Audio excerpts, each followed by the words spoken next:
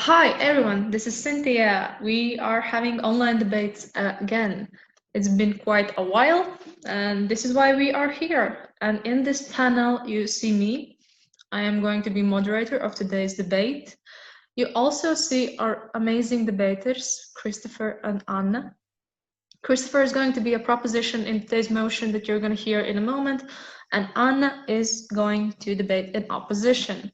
And also we are joined by Edgars, an adjudicator of today's amazing online debate. So what is the motion that we're going to have today? In my own words, this very simple motion reads: this House prefers a cynical and pessimistic perception of democratic politics to an idealistic and optimistic one. This is a very simple motion. It's very simple to memorize it, but I think the arguments and counter arguments and reasoning is going to be clear and easily understandable. So, what's the format? In today's debate model, we are going to have 3 speeches on each side. So, proposition has 2 speeches of 5 minutes and 1 speech of 2 minutes, all protected. Opposition the same, 2 speeches of 5 minutes, and 3rd speech is going to be protected. This is somewhat of a test format. We are just seeing how online debates work. And if they do, I hope we will have more debates like today's. And I think without any further ado, just reminding that first and last minute is protected.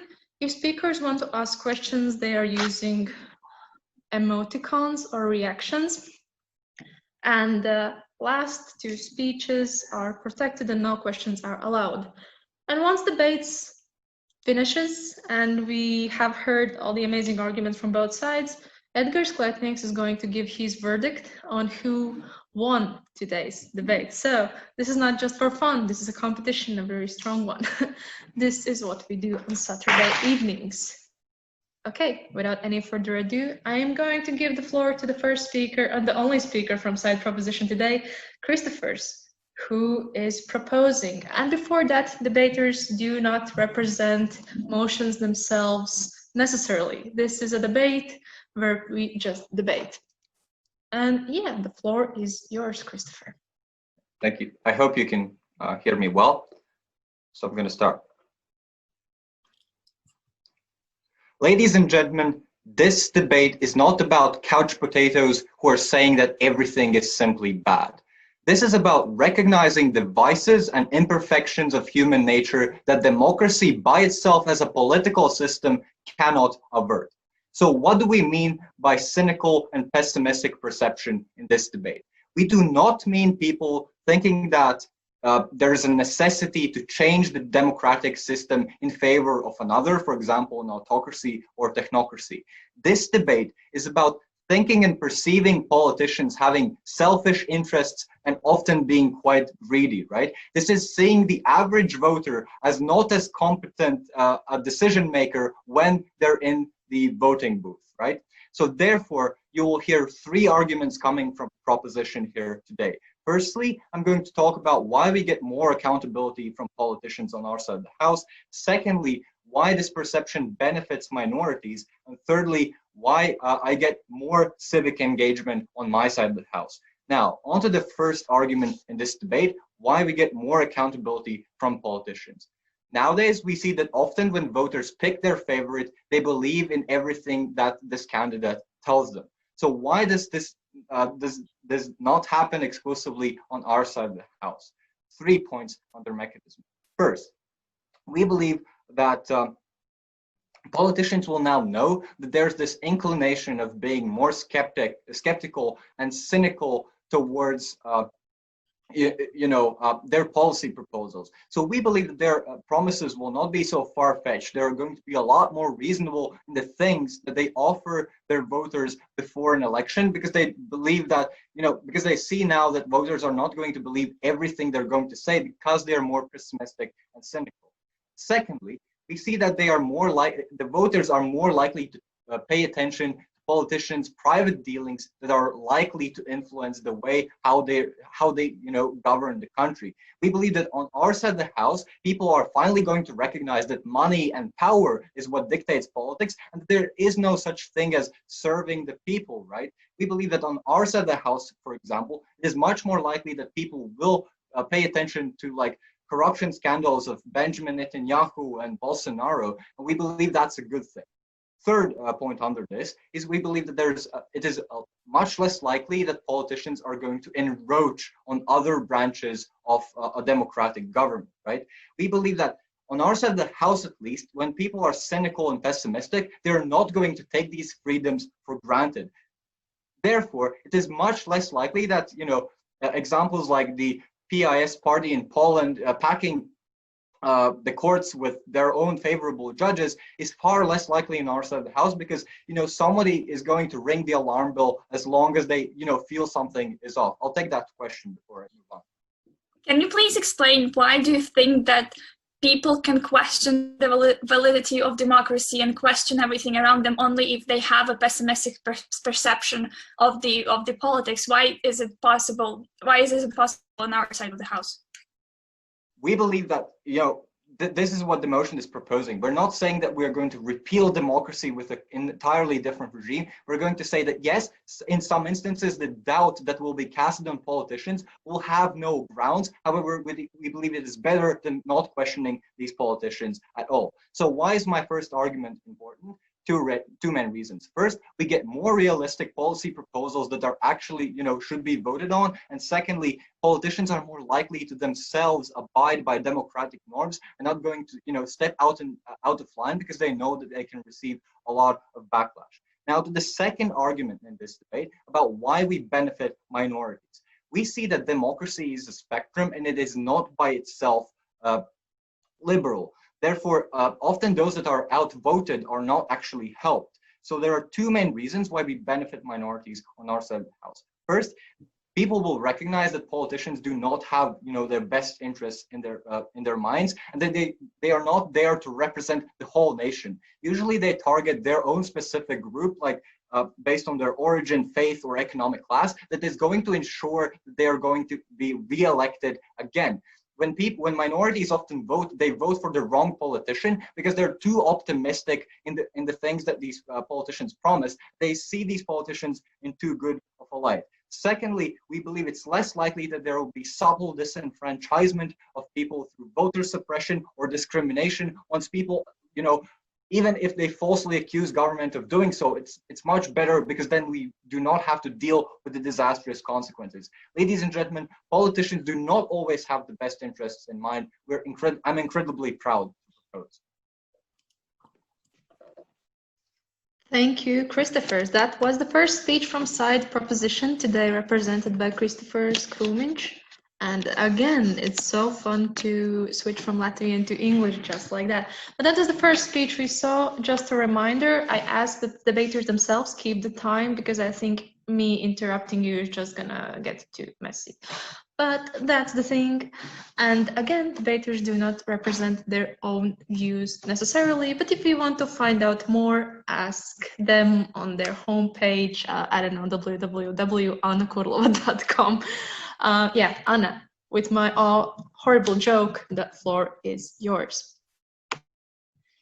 Okay, thank you. So basically, as the opposition side, I believe that there is no actual correlation between pessimistic worldview, pessimistic perception of democracy, and development of some sort, or all of the wonderful things that Kristofers told us about the accountability, about the cynical perception where we question everything and question the validity of democracy. We believe that it's not actually the case. We believe that on our side of the house, we still can have all those things, and we actually need that optimistic and idealistic perception of democracy, because, and this will lead to my first argument, this will be some sort of motivation and hope for improvement, and only then it is possible to actually hold people accountable, hold people in the authority accountable, and actually strive to like a better representation, to strive for betterment of the society overall. So when we don't have any potential or motivation or spirit to actually, when we question everything, when we have a pessimistic and cynical worldview in general, if we're even like talking more about the concept, broad concepts, we don't have any potential, any motivation to do things, and we don't have this meaning that will actually like and power to transform the world around us. We don't have this power to actually do some sort of tangible things. And I believe that when we have the optimistic, optimistic approach, when we actually have idealistic and optimistic perception of democracy in this case, we'll actually see where we can go. We can see this like end goal, and we can strive towards it, and we'll still have all the questioning, all the holding accountable, holding authorities accountable sort of things, because we will be striving towards our final goal, which is the betterment of the society. The goal here is the same, but we will have a better approach because we will actually have meaning, motivation, and like this really great spirit. And I will take your POI. Yes, given that you believe that democracy, because you're optimistic, you believe that democracy is going to sort out itself simply because the mechanism of how votes work, is it more or less likely that you will not, for example, go out on the street and rally for a certain cause? Okay, thank you. So basically, that's exactly the thing I'm trying to explain, that this doesn't mean that we will just sit silently and believe that the democracy itself will fix it. Nothing in this world will fix it on its own. But when we have this like sort of more optimistic approach, when we believe in things, we believe that like if we are actually fighting for something, then we're gonna get this, then actually we are more likely to actually fight for those things and actually go out and like voice our rights and voice our issues. That's also gonna tie up with my other argument about the minorities, basically like a response to your argument about the harms to minorities. We believe that there is more harms to minority on your side of the house, because this pessimistic perception actually makes vulnerable populations scared to voice their concerns, because well, everything is now so pessimistic, cynical, and we question everything we see. But when we have some sort of optimistic approach, when we actually believe that, well, democracy is a good thing, it will help us, and maybe yes, there are some issues with this democracy, and we believe in the concept, we believe in the like right and wrong, but it doesn't mean that we don't question like all the small details that you're talking about. If we see corruption, we will not gonna idealize that. Obviously, we're gonna like try to hold the authorities accountable, but because we believe in something greater, like democracy in this sense, then we actually will have more motivation to do that, and we will not be scared, because we're not scared because basically we don't have this sort of pessimistic worldview where maybe we will think that our issues, our concerns are going to be also like perceived really skeptical. And so the second argument that I'm going to talk about is basically how this will weaken the democracy in the long run, because basically now we have really low turnout on elections, for example, right? And we believe that pessimistic and cynical perception leads to like distrust, to distrust in the government. We have less interaction with the government because of that, because people basically don't believe any longer in the whole like voting system, because basically we will have fewer tendencies to like exercise our rights, because we will be afraid for like we will be afraid of the backlash of some sort from other people, from the politicians, from the society, and we will not exercise our right.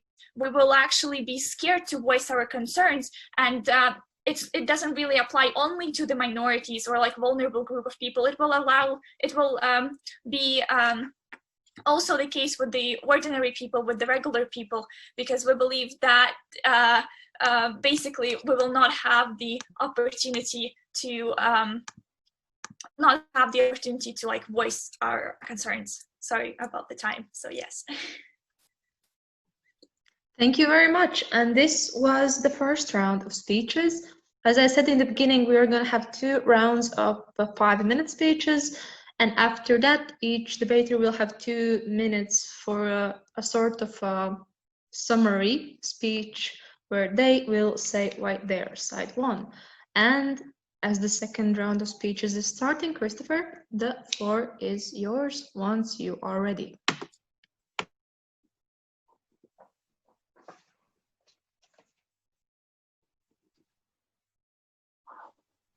Hopefully you can hear me.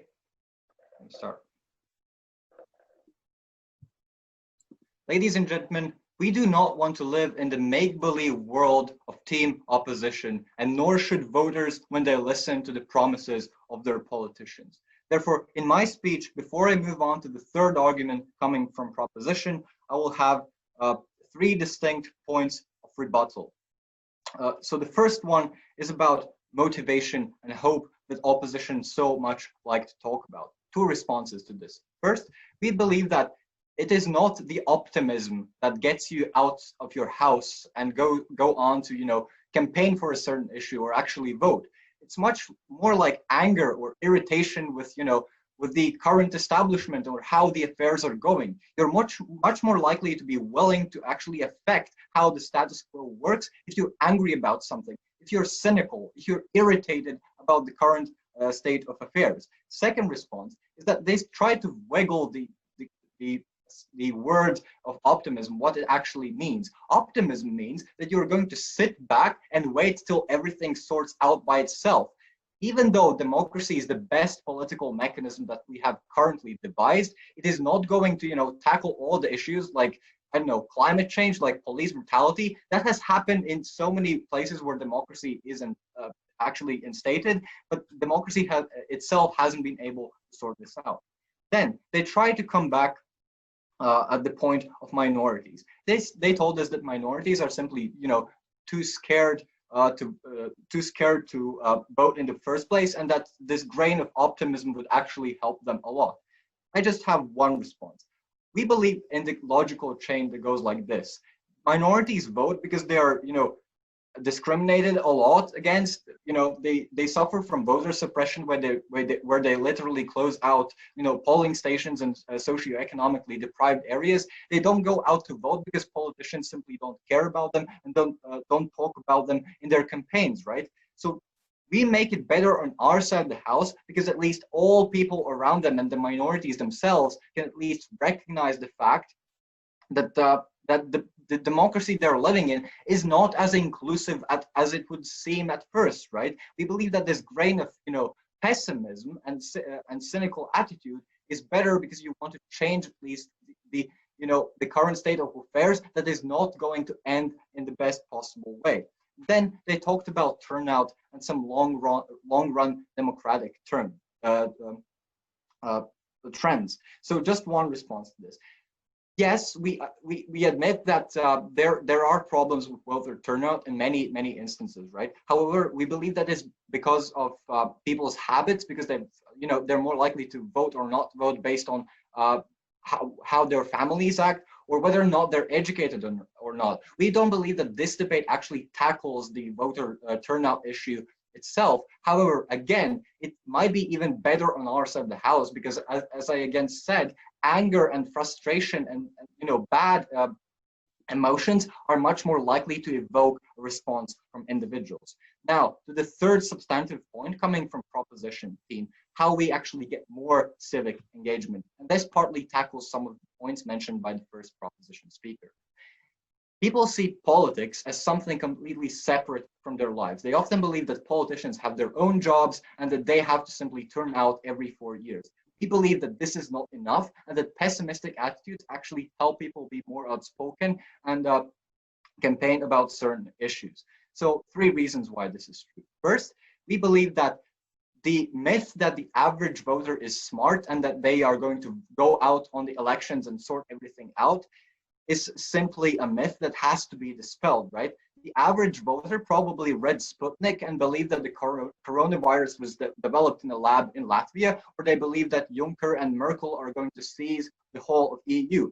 That is why populists have actually gained strongholds in many places in Europe, because people are so satisfied and optimistic about the state of democracy they're living in, even though they don't notice what, that the racist views of their neighbor, right? The second reason is that governments can't actually do every single thing in democracies. Therefore, we believe that it is good that the average voter recognizes that there are issues, like when building a coalition or tackling certain questions that are not convenient for politicians. So people are more likely to campaign for like greener policies or redistributing wealth where that's necessary when the government can't do it, and they're more likely to be vocal about these issues. And thirdly, as already mentioned, negative emotions are what often spur protests and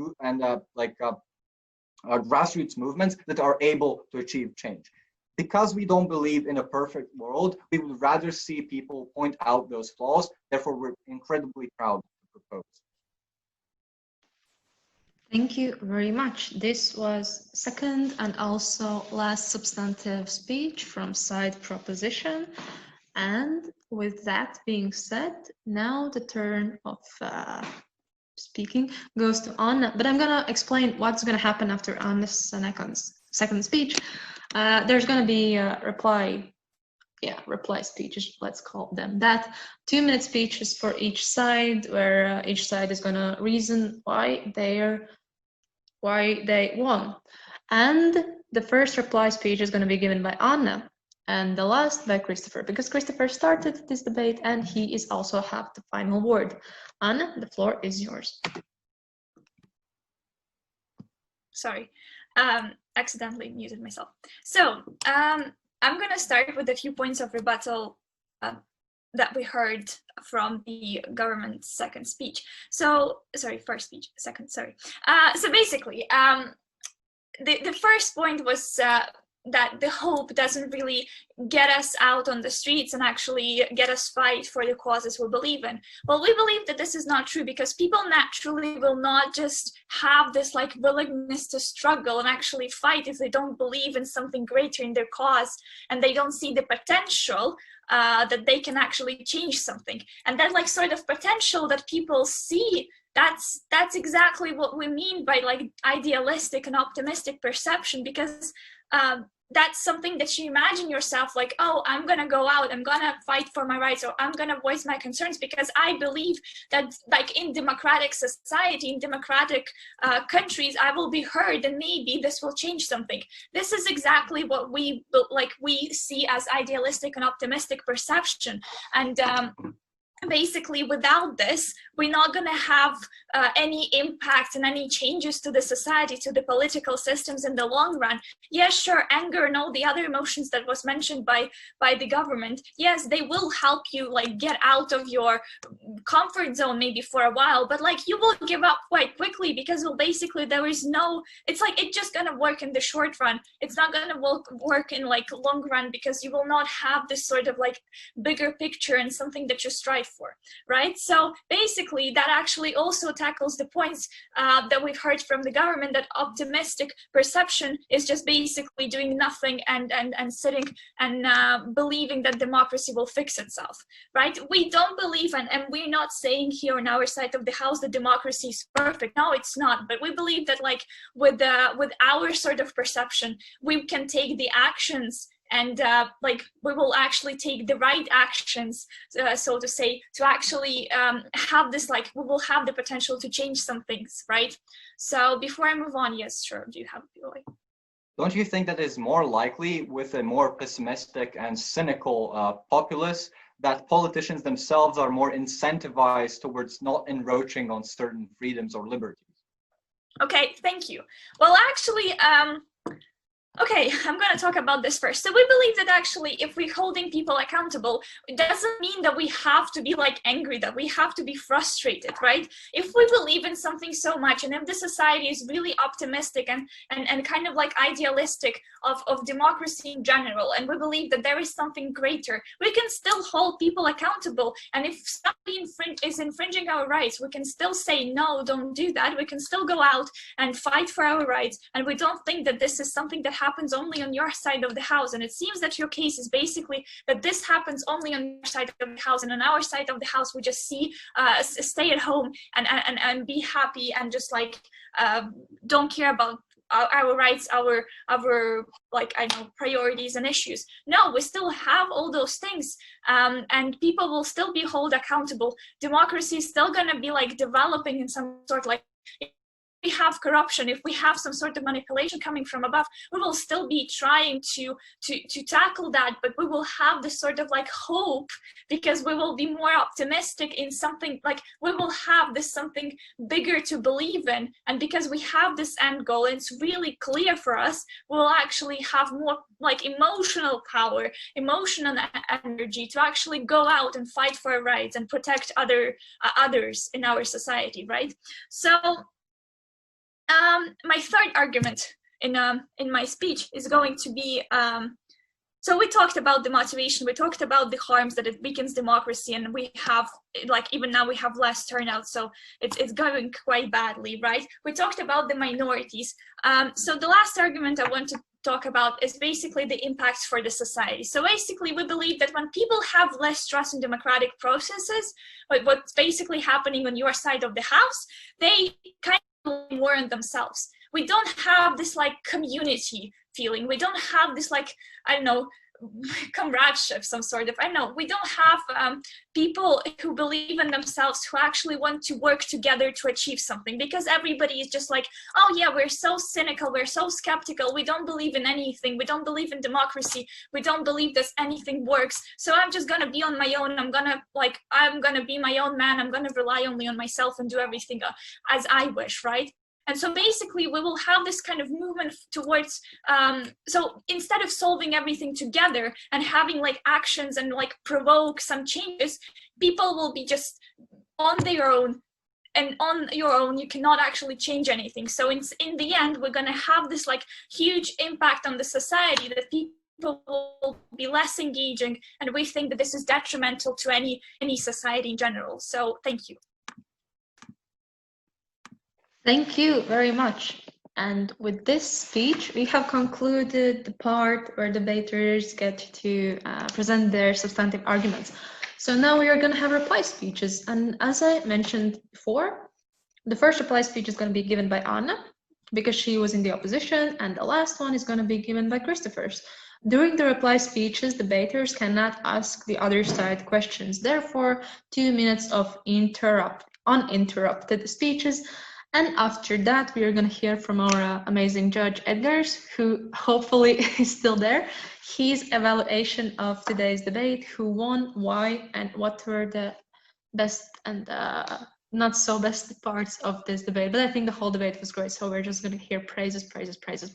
Anna, 2 minutes of uninterrupted speech are yours. Thank you. So basically, what we believe is that all this anger and all this like hunger to change the world that is triggered in the opinion of the government side by pessimistic and skeptical and cynical perception of democracy is actually not going to lead to any development. We believe that this will be a destruction to democracy. It will be really detrimental, because like for all of the consequences that I've mentioned in my speeches. So firstly, we will not have this like long-lasting motivation for people to do certain things, because we believe that if you have like the clear direction, when you have a clear end goal, when you have something bigger that you believe in, you can overcome some problems, you can overcome some issues easier, because well, you have this end goal that you're striving for, and all this like struggle in the middle is actually just a way how to get there. When you have just anger and anger and anger, you will be like fighting for some cause, but it will end there. We will not have the long-lasting development. And so we believe that this is something to actually keep in mind. Secondly, we believe that like having more pessimistic and skeptical perception of democracy will actually weaken the democracy itself, because again, people will distrust the authorities, people will lose their trust in the processes, and they will just like try to rely on themselves. And basically, with that, we have weaker democracy because people will not be as engaged. They will not be, I don't know, doing certain things that they do now, even in the status quo. There will be no longer like extra participation of people. People will just do whatever they need to do. We will have some struggle with the minorities groups because they will be less encouraged to actually voice their concerns. And also we will have greater impacts for the society because we will no longer actually be a society or a community because everybody will be a lone wolf. So thank you. And thank you. And with that, the time is here for the very last speech of today's debate. Kristofer? Yep.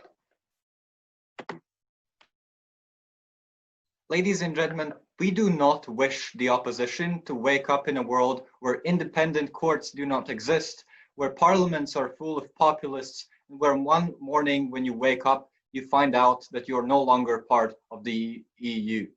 So what we heard in this debate can be divided up in two main broad issues. Firstly, how this affects the voters, and secondly, the politicians. Let's begin with the voters. We told you that voters are now less likely to be cheated simply because politicians slip away with fake promises.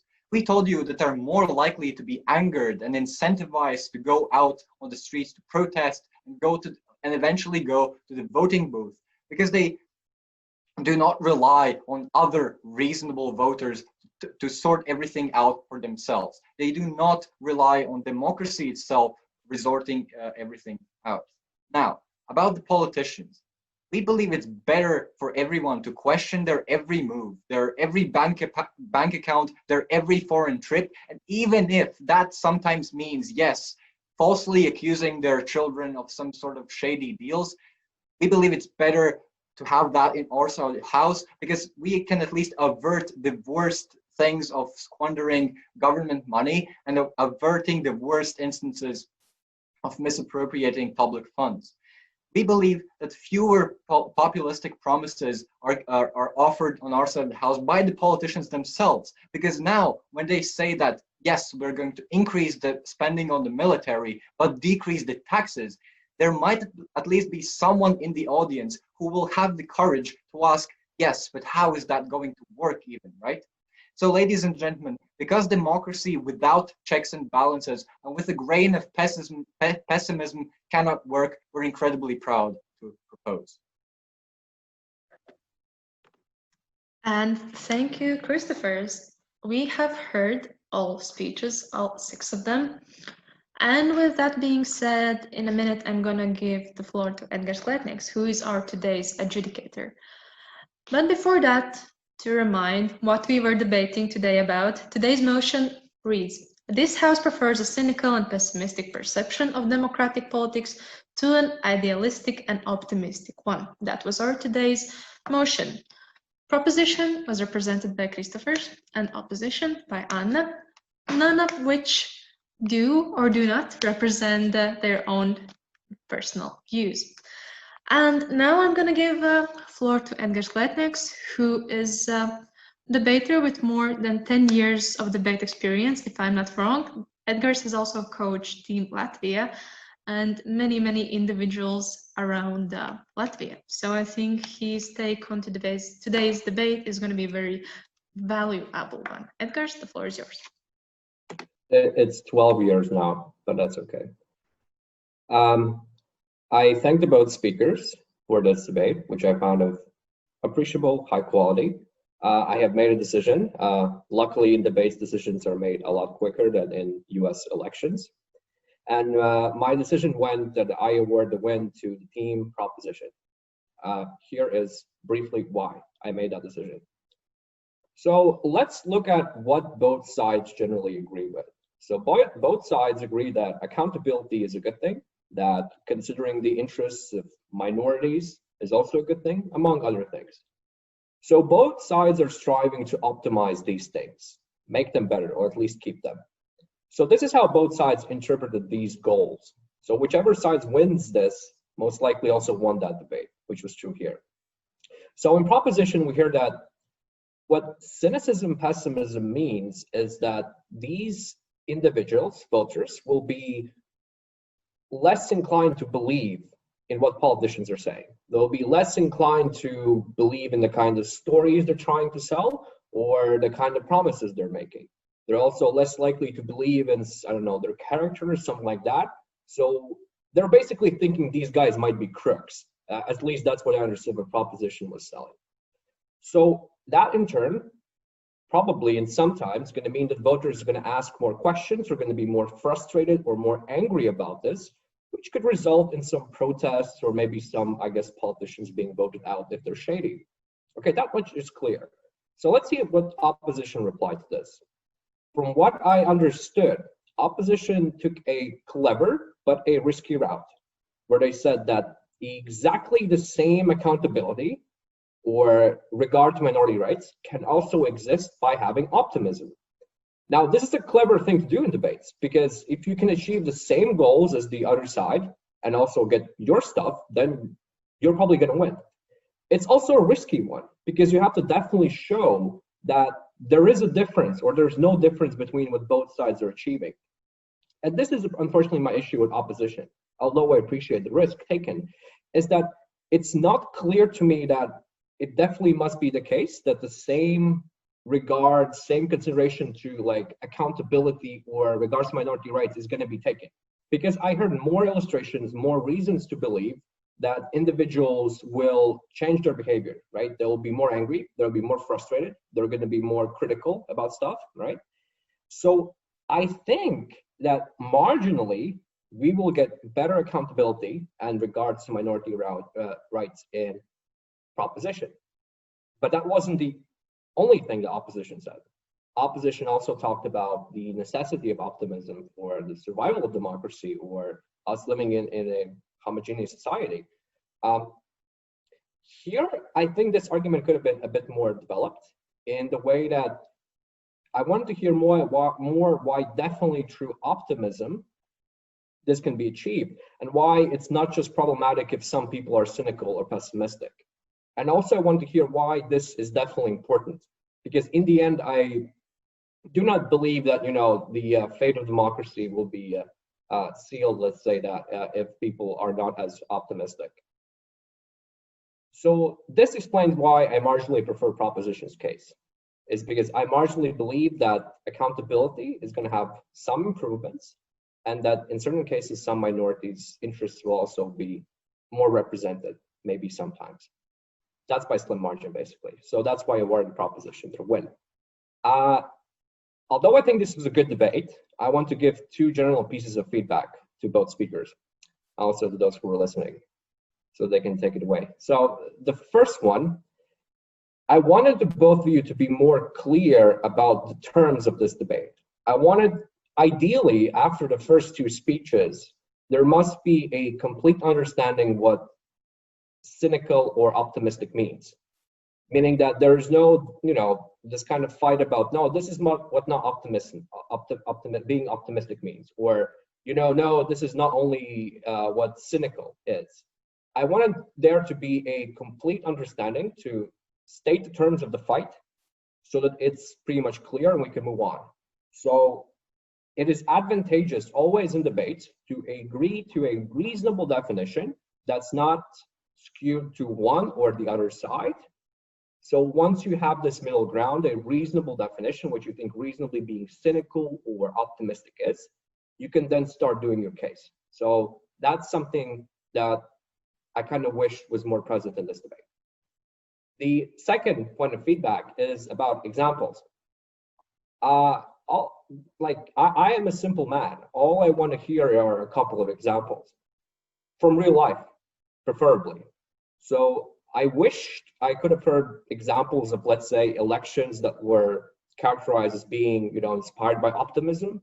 Perhaps, I don't know, you could have talked about the Barack Obama election in 2008, how it basically increased the overall optimism of the country. I don't know, you could have maybe said that. That's one example. Or if you want to get an example where there has been cynicism and that has like gotten us to good outcomes, maybe proposition could have considered talking about the Conservatives in the UK being re-elected during the times of austerity, which were tough times. People were pessimistic about the state of government, yet the austerity measures seemed to work for that country. I'm not saying that both these speakers should have definitely told me these examples. These are just some I just thought up right now.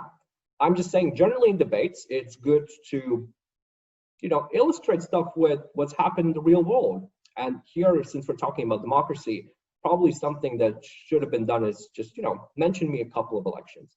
But it's also okay if you don't do that. That's just as a thing that basically increases the quality of speeches overall. I thank both speakers for this debate.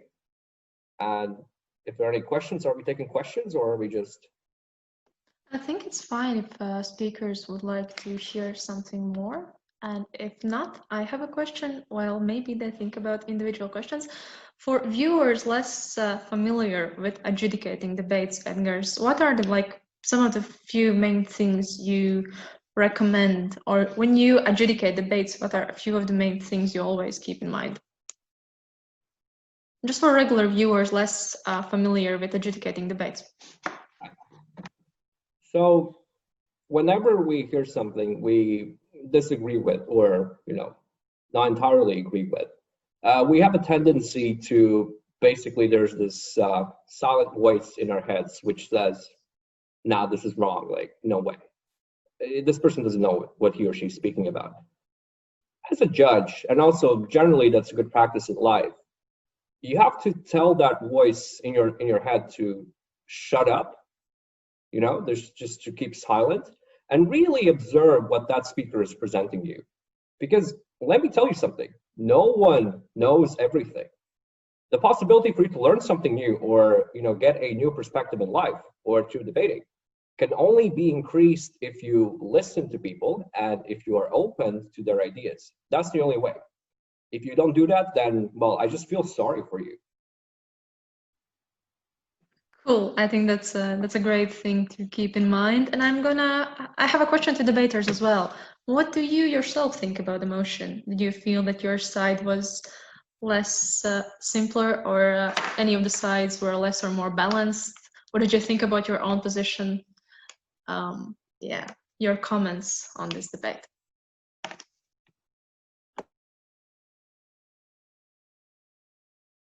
Okay, well, definitely, from my experience, I've noticed that the pessimism definitely takes over, and people actually are not incentivized to do something, despite my characterization throughout this debate. So I've seen people being too pessimistic, and that sort of bogs them down. So yeah, I sort of had to artificially come up with this characterization of people and of being pessimistic and going out to vote and actually tackle certain issues.